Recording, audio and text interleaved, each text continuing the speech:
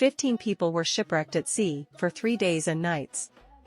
In the chaos of the dark nights, one of them became separated from the group. Tired and filled with despair, the remaining survivors were losing hope when, suddenly, an island appeared on the horizon. It was like a beacon of hope, and with their last ounce of strength, they swam to shore. As soon as they reached the beach, grateful for their survival, an eerie hissing sound emerged from the island's interior. Fear gripped them, and they froze, unsure of what to do. But just as panic was setting in, the missing man, a portly figure, reappeared. It turned out he had made it to the island ahead of everyone and was playing a prank.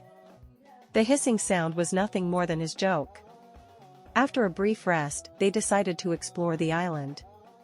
To their relief, they found fresh water and an abundance of fish.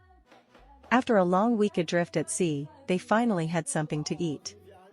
Rejuvenated by the meal, they gathered at the beach, started a bonfire, and hoped for rescue. But one of the men, Matt, knew that their efforts might be futile. The island wasn't on any known shipping routes.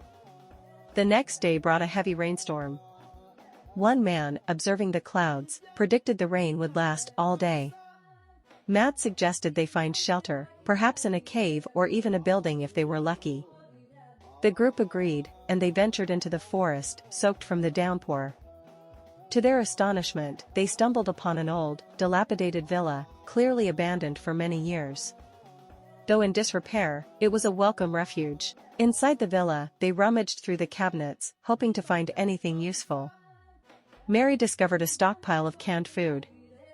As they prepared to eat, Martha advised them to ration the food, as there was no telling how long they'd be stuck there.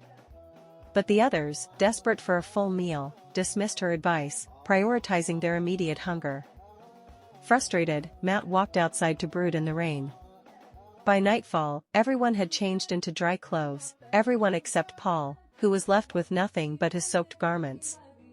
He went to bed in the wet clothes, uncomfortable and cold. At dawn, Jim, a quiet man who rarely spoke and was thought to be autistic, found an old notebook in the villa. As he flipped through its pages, something caught his attention. He began studying the drawings and markings closely. With growing excitement, Jim checked the roof of the villa and realized that a location marked in the notebook was nearby. Without telling anyone, he set off alone, clutching the notebook. When the others awoke, they discovered Jim was missing. Unbeknownst to them, Jim was making his way through the island's hills, focused on finding the mysterious place from the notebook.